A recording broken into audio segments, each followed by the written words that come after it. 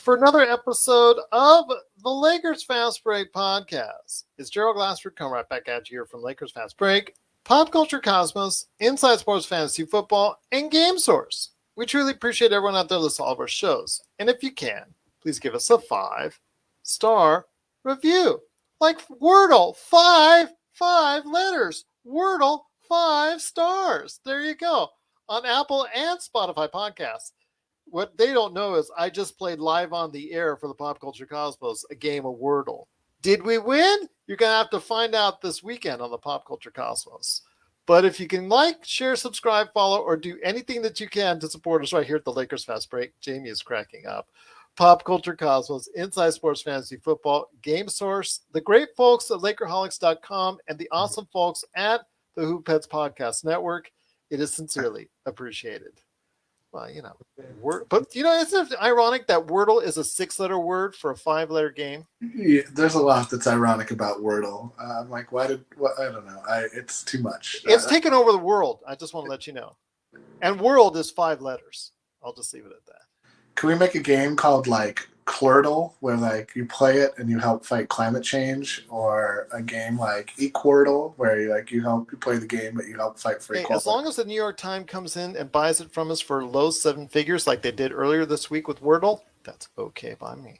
Yeah, okay. I'm trying to work that angle, my friend. Ever since I started the show, people know I've been trying to work that angle. Okay, New York Times wants to come in with their podcasting outlets, want to go ahead and buy this and scoop this up for a low 7 figures deal. Yes, that's all right. We're good. We'll argue over the residuals in court later on. There you go. Sounds good. Yeah. Here's 100. Oh, I see Jamie riding around in his Maserati. Oh, that's good, man. That's real good. Guess who got the biggest cut? No, I would definitely get a Tesla. There. Okay, there you go. That's for sure. Well, Maseratis, they're coming out in electric vehicles. There you go. I mean, if you want to sell a car in the state of California, you better produce an electric car. So that you should indeed, my friend. Unless you work for the post office, but I won't go there. But I want to go. You heard about that, right? I did. Yes. Okay. But this show has already gone off the rails. We're off to a great start. Yes, we've jumped the shark on this episode. But getting back in, the Lakers coming off of a good win, a very ugly win, though. A very ugly win against the Portland Trailblazers at home. They escaped by 5 points. Still, a lot of questions remain. If you heard our show, we were complaining left and right. I mean, a lot of things were said on that show. I was actually more angry about what's going on with the Jerry West fiasco. Right. Which you didn't get to properly vent about, I feel like. Well, my internet cut me off, too. That's how bad. That's how angry I was, is my internet cut me off. And wouldn't you know, it came back on, as I noted to you, immediately after the show. It came back. It was working fine. So imagine that. Maybe some dark forces were in play. Jimmy Buss is like, nah. Yeah, exactly. But the Lakers, in the middle of a back-to-back, they came on the second day of a back-to-back, playing in the crypt against their old arch rivals. I don't know. Can we really call them arch rivals? Not yet. We got to meet them in the playoffs. Maybe that'll help. They're like the annoying neighbor. Well, they will be the annoying neighbor because they'll get to go to that nice, shiny building next to the Forum and SoFi Stadium that they're being built. So, wow. Thank God they're keeping the Forum, though. Yeah. Yeah. Classy move there. You got to admit that's a classy move. But again, they are meeting up they met up against the Clippers tonight, and for a while, it seemed like it was going to be a really good game. Mano a mano in the first half. Lakers were only down by 6, but it was pretty close throughout. Third quarter, though, the Lakers looked like the back-to-back, the legs were getting a little bit tired, and the fatigue was setting in from what I was watching.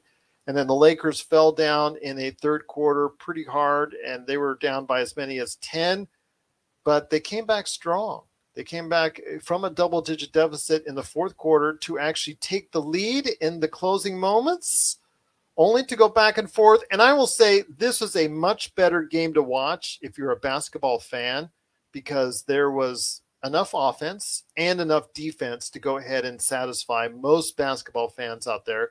It wasn't an ugly game like the previous game at all for the Lakers, but unfortunately, as the closing seconds came out, with about 4 seconds left, Reggie Jackson hit a really tough layup, but still got it in there. And then that followed up by The Lakers, unfortunately, with an AD shot, I think he should have gotten in a little bit closer and made it easier for himself, but he unfortunately rushed it and missed. And the Lakers, unfortunately, get squeaked out by the Clippers in a back-to-back, second game of the back-to-back, 111 to 110, narrowly trying to go ahead and get that victory. But here today to talk about the very close game, the great fourth quarter performance, the underlying problems, and what he might have on the brain when it comes to trades, because I asked him to think up some trades. Trades is a good man indeed. You got to go and catch his 5 great things articles, or 5 things articles. I keep saying great things. It hasn't been so great this year. 5 things articles at Lakerholics.com. It is my good friend, Mr. Jamie Sweet. Jamie in the Rocket Raccoon shirt. There you go. Rocking it indeed. I thought it was Rocket Raccoon, but yeah. He's got a banjo, different kind of weapon. Okay, fair enough. But my friend, it's great to have you here. Wanted to ask you, again, from a basketball standpoint, it was a very fun game to watch. Back and forth. I mean, but again, the ultimate ending didn't come out quite well for the Lakers.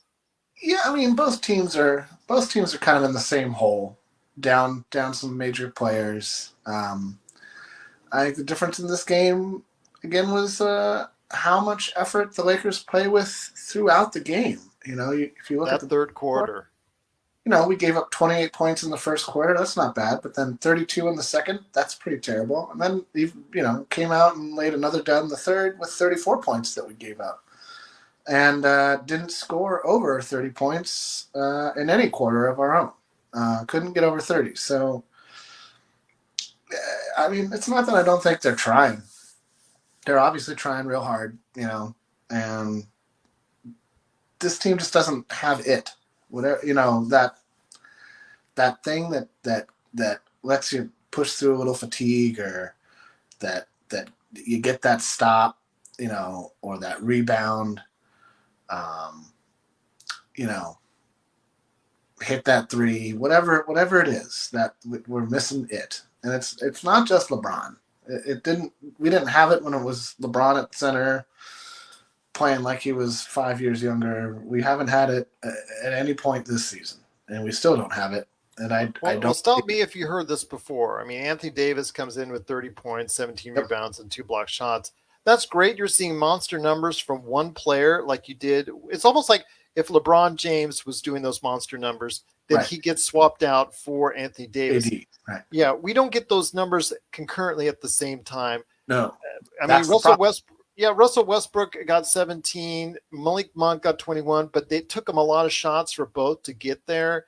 Yeah. Carmelo Anthony, unfortunately, in the first half, went out with a hamstring strain. That was very disappointing. I mean, just the Lakers, like you said, they're not able to get that consistent team effort for 4 quarters. We did fight, Felix. Felix is in the chat room. We did fight, but that was the fourth quarter when the deficit was too large. This isn't one of those games where I walked away thinking like, wow, we really laid an egg to the game.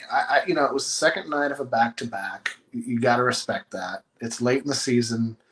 You know, when you turn to the 36-year-old Trevor Ariza and he actually almost delivers, you know, that's a mildly welcome sign. But then, you know, 7 minutes of Kent Bazemore and he put up donuts.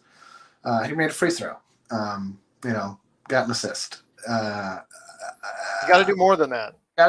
Or give those minutes to Reeves or THT, you know, like, or Monk or Bradley, almost anybody really. So Trevor Ariza, 5 points in 17 minutes. I mean, but Austin Reeves, 5 points in 25 minutes. Played the kind of defense in the fourth quarter that this team needs to play through 4 quarters, not just in 1 quarter, not just at the end, the whole game.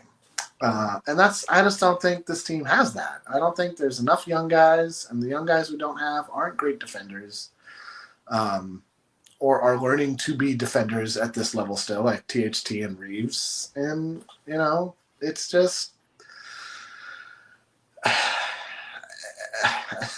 it's really frustrating because you feel like if you could bottle the effort from this team that you see in spurts, or even every once in a while, once in a blue moon, over the course of an entire game, where they put it together on both ends, that you do see the bones of something that could have been special. But at this point, coming up on 2/3, 3/4 of the way through the season, you don't have a lot of time to figure out a lot of these issues. And even if you think you figure it out, who's going to get healthy? I mean, depending on Melo, if that's a hamstring pull, that's going to be a couple of weeks. If you've got a strained hamstring, that's likely going to be a couple of weeks to a month. Absolutely. And if LeBron's knee isn't going down, the swelling isn't going down, that might be after the All-Star break. And now you're looking at 6 weeks, 7 weeks after that of basketball. So now you're looking at a definite 9th or 10th place showing in the play-in game. At best. This team is dangerously close to falling out of the playoff race, even the play-in race. They're out of the playoff race. The traditional playoff race would have been 7-8, and frankly, I know LeBron liked to say I don't like the play-in. LeBron's gonna like the play-in if he makes the play-in this season, because that's the only chance they're gonna have to get to the playoffs. Well, there's 6 games up on the win column ahead of New Orleans, San Antonio, and Sacramento for falling out before they fall out of the play-in game. So yeah, but if Zion comes back, like I think he will sooner than later, I could see New Orleans making a big push and making it really uncomfortable for the Lakers. They can't. This team, to me, for the entire season, has felt like it's resting on laurels far too often. They've got amazing talent, incredible pedigree, historical players, but nobody cares. Not on the floor, not in between those 4 lines, not in the hardwood. And you see it when we play Memphis, when they talk smack at our guys. And frankly, deservedly so. They play harder, more consistently than we do. And their record shows it. That's probably not a thing a lot of Laker fans want to hear right now, but this team has a problem playing hard consistently. I don't know that you turn that on 3/4 of the way through the season. And you certainly don't turn it on and get up to the 6th or the 5th seed at this point. Denver might be getting Jamal Murray back in a month or so. Kawhi Leonard and Paul George could come back for the Clippers. Minnesota isn't fading. They're not. They're pushing their way into a top 8 seed, top 6 maybe if luck goes their way a little bit. And Portland hanging around a little bit. I don't think Dame Lillard comes back this season, to be honest. I think Portland may look at jettisoning, and this might be a nice segue into some of my trade proposals. I think Portland may end up jettisoning some of their guys to try to get just another. This sounds amazing, but let's get into this later. But in terms of this game, you could point at any number of places. Missed shots, missed free throws, missed threes. AD had a monster game. I love the comeback. Wish the defense would have been a little bit better because Clippers shot 51% from the field. Yeah, and 45 from 3. I will say this is one of the games where I thought had a better rebounding game than. Yeah, it was close, 44-43. So we did a good. We were better in the first half than in the second. Our rebounding kind of kept us in this game in the first half, to be honest. But Clippers had more fast break points. Clippers had a couple more points in the paint. Frankly, we wouldn't have been in this game this much if what had happened to the Lakers a lot this season happened tonight, where we don't get to the line a lot. But we got to the line a lot. We got there 25 times, only made 17. And the Clippers only shot 11. And I don't think they were over double-digit attempts until after, well into the fourth quarter. So, it's not fun. It's not fun. And at this point, with the level of talent on this team, moral victories ring real hollow for me. I like Reeves tonight. I thought he kind of recaptured some of what was kind of special about him earlier in the season. He had kind of fallen off a little bit. His shot, he just needs to be more aggressive. If he's going to play 25 minutes, he can't just take 2 shots. Well, I think that's part of the problem, is that when you play with guys like AD and Carmelo and Russ and LeBron and these names, right? These guys who you've grown up watching, you're going to have some you're going to have some hesitancy every once in a while. And he's a rookie, an undrafted rookie. I don't mind Malik Monk taking all those shots, because 21 points on 19 shots, that's not a great percentage, but 7 assists, 7 rebounds. I know at least he's giving some maximum effort out there. Russell Westbrook, again, the ride continues. He's a +5 overall in the plus minus, but you saw 7 for 18 shooting, 1 or 5 from 3. I mean, that, and the rebounds and assists were kind of low for him, 6 rebounds, 4 assists. That's not stepping up when you have a major guy out there. No, I mean, his plus came entirely from the comeback in the fourth quarter. Yeah. When if you were watching the TNT broadcast, you saw Frank Vogel trying to fire him up, saying, "Hey, man, this is your quarter. This is where you got to go out and take over this ball game." And he tried. He did his best. Because they were down by double digits at that point. Yeah, they were down. I think our largest deficit was maybe 14. It was 12 or 14. Yeah, I think it was 14. And there was a moment where I was like, this game might be over right here. We might not have it in us to put together a comeback at this point. Actually, it's 17. My apologies, 17. Oh, wow. Well, I didn't think it was that bad. But that's what I mean. The team got down large in the third and, started to claw back at the end of the third a little bit. I think they got it to like a respectable margin. I think around 12 or so to go into the fourth. And then, came up a point short. Actually took the lead on 2 occasions in that fourth quarter and could have really... But then couldn't get a stop. Yeah, couldn't stop Morris and couldn't stop Jackson. And they couldn't stop them all game long. It wasn't like they shook loose in the fourth. Yeah. They didn't have an answer for Marcus Morris or Reggie Jackson at any point in this basketball game. And that's pretty sad because, Reggie Jackson has been struggling mightily this year from the field and from the 3-point area. So when Marcus you allow him to go, he's an old dude at this point. These aren't guys who are, this isn't like giving it up to John Morant or, so, it was a nice comeback. That's like the third nice comeback this month already, or in the last couple of weeks. And it's nice to see that the team has this level of fight. But I think you'd be hard-pressed to find a Laker fan that didn't expect more out of this a few months ago. Even after the rough start, like once we got LeBron back, and even after he went down when AD came back, it's amazing to me that Russ and AD aren't better together, or LeBron and Russ, or LeBron, Russ, and AD, which we haven't seen a lot of.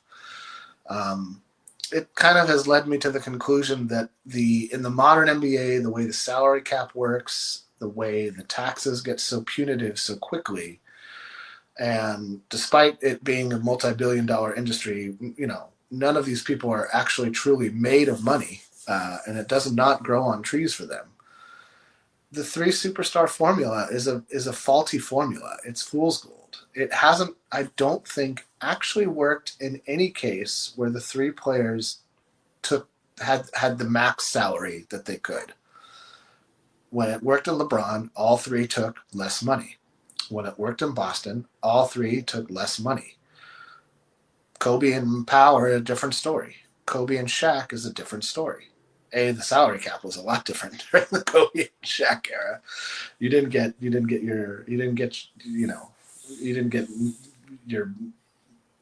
these hefty. I mean, you got fine. You took, there was a tax, I believe, but it wasn't like how it is now, where you pay like $3 to 1 over the tech, which is, I think, a little much. And I understand why it's there. And small market teams, I get it.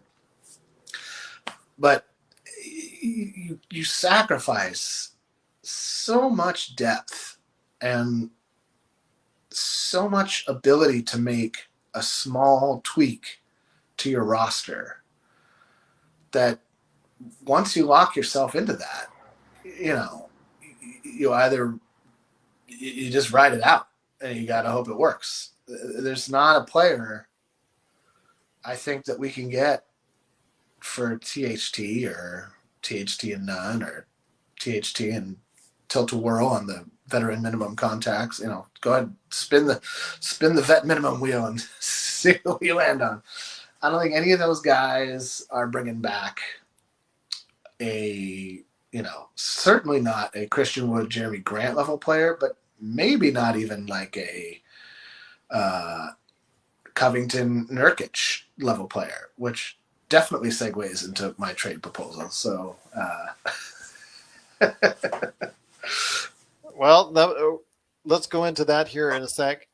Once again, it's Jamie Sweet. You got to check out his 5 Things articles right there at Lakerholics.com. The Lakers, once again, unfortunately, could not squeak out the win tonight against the Clippers. They lose 111 to 110 on a layup with 4 seconds left by Reggie Jackson. But before we head on out, my friend, I know some great things are on the way with your 5 Things articles. I know some pointed things are going to come up for the 5 Things articles for tomorrow when it concerns the Clippers and the Lakers. But before we head on out, I asked you for some trade proposals that you might think might squeak things a little bit in our direction. So maybe some tweaks here along the way. I think that's pretty much all we can do with what the assets that we have to trade. I think it doesn't really get serious for us until the summer, until we can actually really get some good benefits from Russell Westbrook's contract. But let me know your thoughts out there before we head on out. So you asked for 2, and I actually came up with 3. Sure. I know it's astounding because I usually come up with 0. I am not a trade guy. Like, I remember being floored when we trade Kwame Critter, the rights to Mark Gasol, and the corpse of now I'm going to forget his name. He was on the 76ers when we beat them. Anyway, for Powell. And I mean, that was one of those moves nobody saw coming, and was an NBA altering deal. That ain't happening this year. So, move on from that. I don't think we're going to trade Russell Westbrook in season. I don't see any team looking at that as a net positive in season. I think our best hope is to try to farm or mine some of the quality players from teams that are pretty sure they're not going to either make the playoffs or do a lot in the playoffs, and want to get below the tax apron so that they can share in the tax revenue pool that the owners,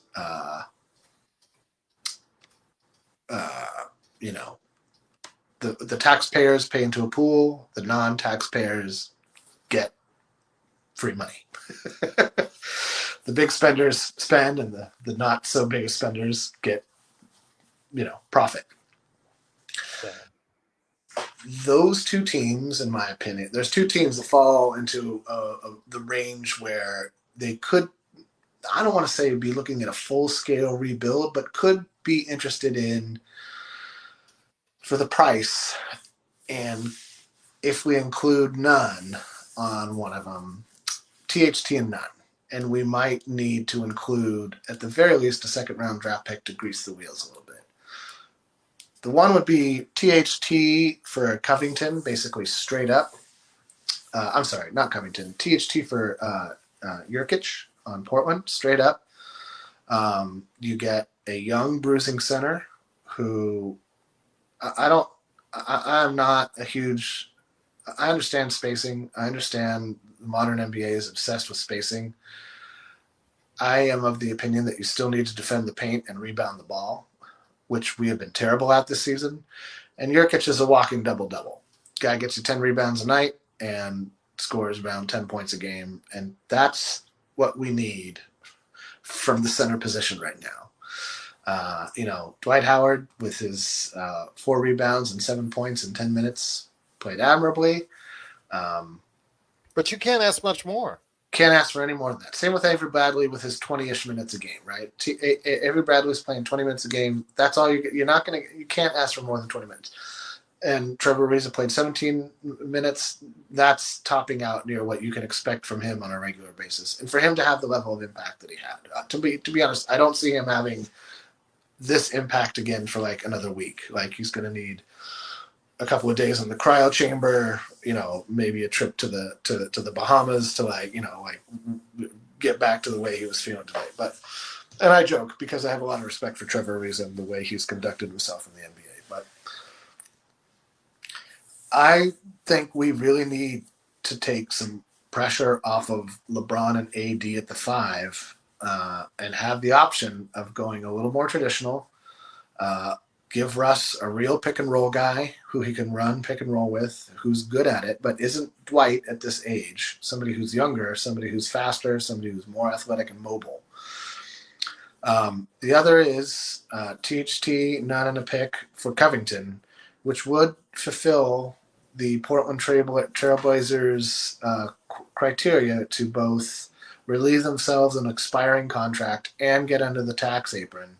I think that falls, I'd have to double check, but I think that falls into it fits with the trade cap rules of money going out and money coming in. It's close. It might be a little weighted to the Lakers. It might be more. We might need to take in more salary, which makes it a little more complicated. But it gets Portland close.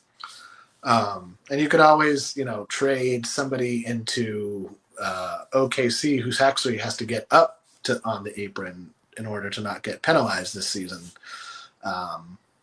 You would always trade another player or two into OKC's salary cap, and Russell Westbrook.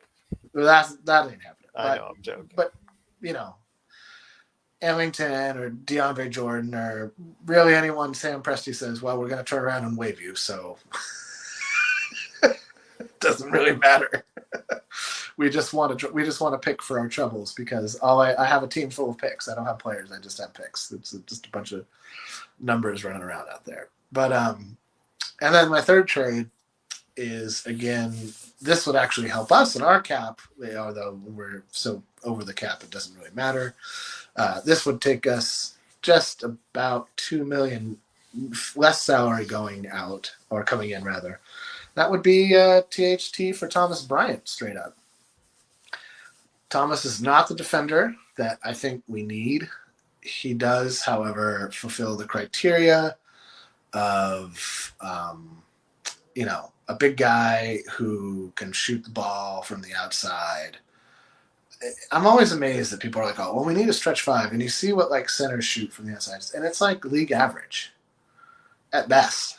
And they're seen as this integral piece to winning a playoff series in basketball. I find that to be overly simplistic. I think it's like anything. There are useful tools that are great for certain situations, but there's a reason that you don't use a hammer to fix everything or a Phillips head screwdriver to fix everything.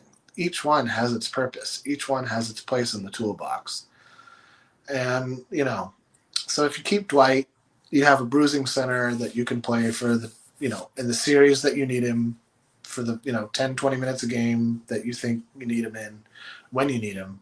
But you have a different option that takes a little bit of the pressure off LeBron, some of the pressure off of AD, and, depending on how long Melo's out. I mean, basically, I'm looking at it from the standpoint of, even with Covington, you're getting size.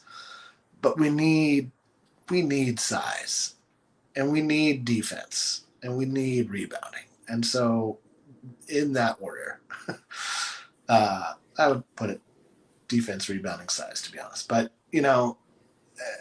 those level of moves, the $10 million, maybe $12 to $13 million players and under, and then we're right back to, and does that really change anything at all? So the benefit for the Lakers in some of those moves is, well, you get a guy, as opposed to Malik Monk, you get a guy with bird rights. You can work things out to either keep these guys, although, after we didn't pay Caruso this summer rather, I have a hard time seeing us, shell out another, a $10 million extension for Thomas Bryant is a $30 million tax hit. Same goes for Covington. Same goes for Jurkic. So, from a philosophy standpoint, when it comes to how the Lakers have used their money this season, I have a hard time seeing us hold on to anybody but a clutch client, to be honest. And I really have no interest in trading Westbrook for somebody who we're going to have to deal with in terms of either more money and a longer contract and more of an injury history, like John Wall, or a little less money, but a lot more competitive issues and fit issues, in my opinion, and Ben Simmons. I am dead against Ben Simmons ever being a Laker. I cannot imagine a worse person. I don't think you have to worry about that. There's nothing that the Lakers can send in return that's going to get Daryl Morey. I mean, it might be next summer if we still have, I don't know. If he sits out 2 seasons, now mind you, he's being fined enough to go ahead and basically blanket his salary that he's earning. So we talked about this previously on the show. Yeah, he got most of his money up front, but by the time the season ends, he will probably have a net zero for how much he's being fined as opposed to what he's making. He can't go through 2 years of that. Listen, he's might have to play. Yeah. I'm curious to see, to be honest, this is other than can the Lakers find it within themselves to play with the effort and defensive focus and intensity that we saw in the fourth quarter tonight more consistently over 48 minutes. The only other thing I'm very much interested in the NBA at this point is what does Ben Simmons do after the trade deadline? And he's still a 76er, which is what I think is going to happen. Yeah. At that point, the Rich Paul plan of, oh, don't worry, bro. Wherever you want to play, we'll get you there. Plan will have 100% backfired. He will have forfeited the gross domestic product of some third world countries and taken nothing but media hits to show for it. He's not doing anything positive with his time away from the game. He's not out there advocating for mental health or all of it is just terribly managed. This whole fiasco of him sitting out has been just a joke. It's just a terrible joke. And I don't know. Rich Paul was at the game tonight, and I thought that was kind of funny because I was like, oh, talk to Frank about playing THT more to get his value up. Is that what you're looking for? Well, certainly didn't do a good job of that tonight. Only 9 points in 24 minutes. Still could have done a better job. 21 minutes. I mean, this is the thing with THT. Everybody likes to talk about his potential. I see a good player, right? I see a fine role player. I see a guy who you could hope would realize, man, I am not a 20-point-a-game scorer. I mean, he will score 20 points in a game, but he is not a 20-point-a-game scorer. He lacks the jump shot. He lacks the tenacity. And he doesn't have explosiveness. He is not an explosive player. He's not a fast player. He's not a tall player. And he doesn't have great hops. He has long arms. That's his calling card. Those arms, they're long, man. And I get it. It's important. It's a great aspect to have. I'd rather have a long arm, big hand player than a tiny arm, small hand player like Kwame Brown. But THT is not gonna. He's not gonna turn into. I don't see it anyway. I'll be quite happy if he proves me wrong. Lonzo Ball became a little bit better than I thought he would become. What about what I thought he would become? Right, away from the Lakers, and I thought that he would do better away from the Lakers, as I thought Brandon Ingram would do better away from the Lakers in smaller markets. Granted, Chicago is not as small a market as the New Orleans Pelicans are. But his time there was when he was able to the noise around him quieted, right? And he was able to just play basketball. And then he found his mojo now he's in a more of a contending situation on a real team with title hopes this season. And same with Randall. Randall had a breakout season. I was curious to see if he could replicate that season. Hasn't been able to replicate that season. I think, to be honest, if the Lakers play their cards right, they could make a deal with New York in the offseason. I don't see Tibbs giving up on those guys midseason. He's not that kind of coach. I think that he, at least for the time being, he and the front office are kind of seeing eye to eye in terms of like the culture they want to build there and the team that they want to have there. That would be my hope, that if I don't know that we can get Randall back, but depending on how things work out, they may sour on him a little bit. You know, he had that diss for the fans of the Knicks, which is never a good look. You know, there are some New York Mets you should have talked to about that before dropping that one in your post gamer. And you know, he's taken it's not difficult to say that he's taken a step back this season, especially from the 3-point line. But as far as in-season trades, I don't see us trading any more. Obviously, and you asked for trade proposals, I provided them. I don't see any of them happening. I really don't.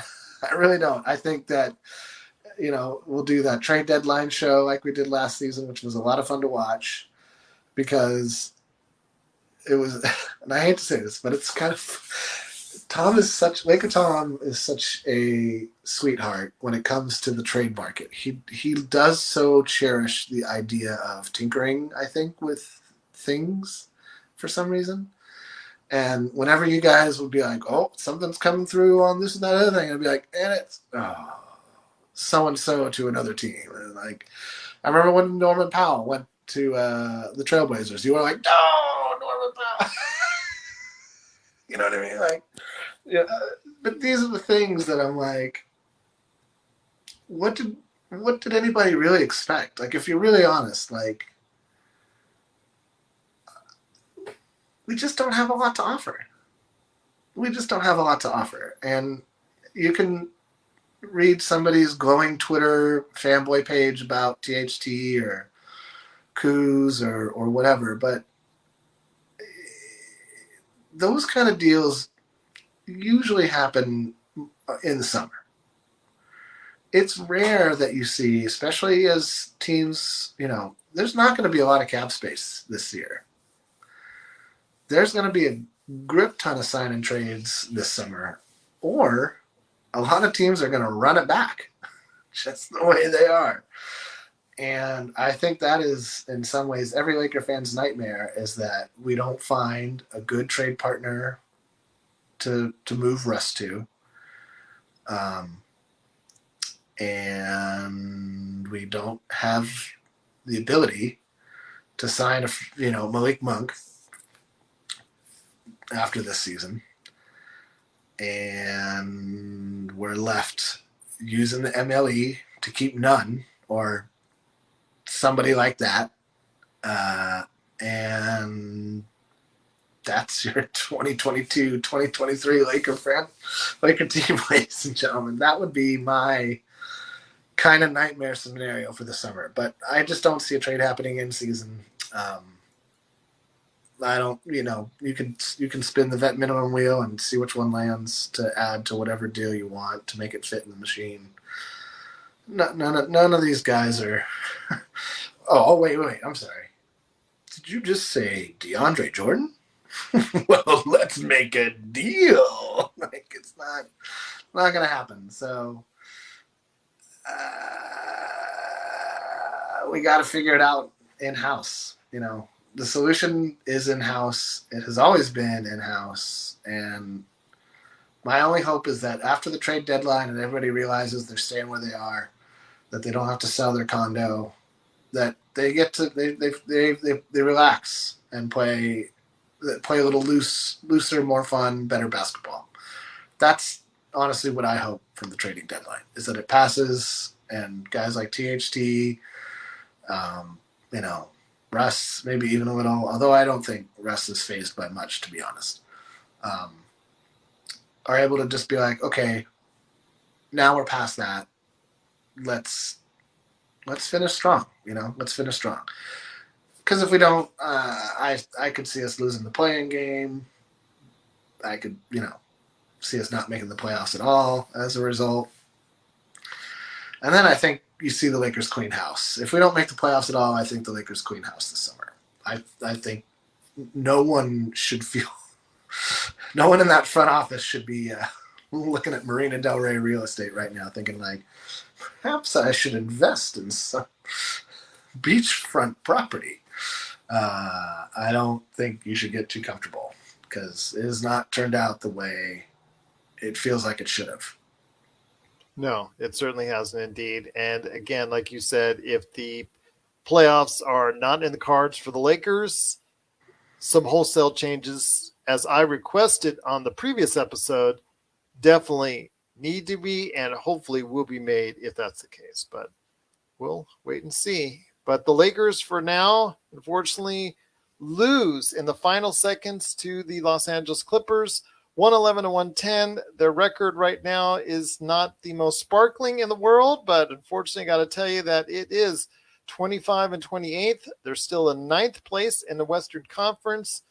Unfortunately, again, they're not gaining any ground, especially on a game like tonight when they lose to the direct team above them in the standings. So that's not a good thing indeed. But we'll be back on Saturday after the game against the New York Knickerbockers, which are going to be on the channel. So we'll wait and see what happens as the New York Knicks come into town to go ahead and face off against the Los Angeles Lakers on Saturday.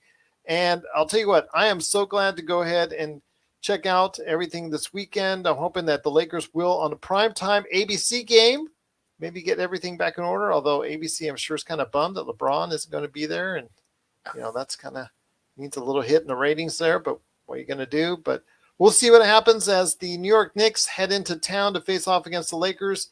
And we'll be back after the game on Saturday to talk about it. Hopefully it'll be to win and to get them back on the right track. But we'll wait and see. Jamie, any last thoughts before we head on out?